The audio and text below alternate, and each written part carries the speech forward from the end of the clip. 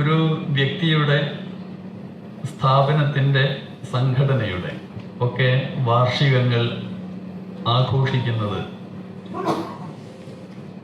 അത് അർത്ഥപൂർണമാകുന്നത് ആത്മപരിശോധന നടത്തുന്നതിനുള്ള സന്ദർഭം എന്ന നിലയിൽ ഉപയോഗിക്കുമ്പോഴാണ്.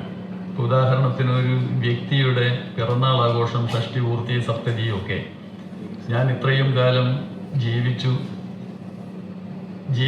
എല്ലാ ജീവിതത്തിലൂടെ ഉണ്ടായ നേട്ടമോ ഓട്ടമോ അത് എന്തൊക്കെയാണ്, ഇനി അങ്ങോട്ട് ഏതെല്ലാം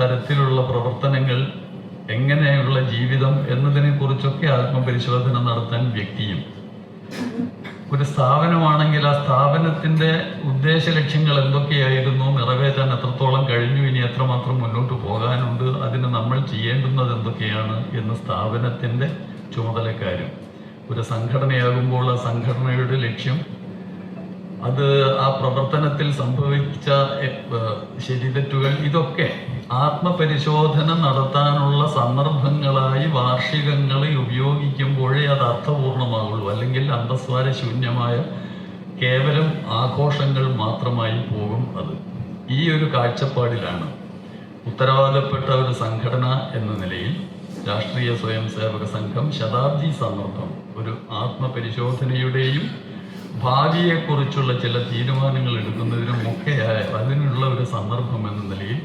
നടത്തിപ്പോരുന്നത്.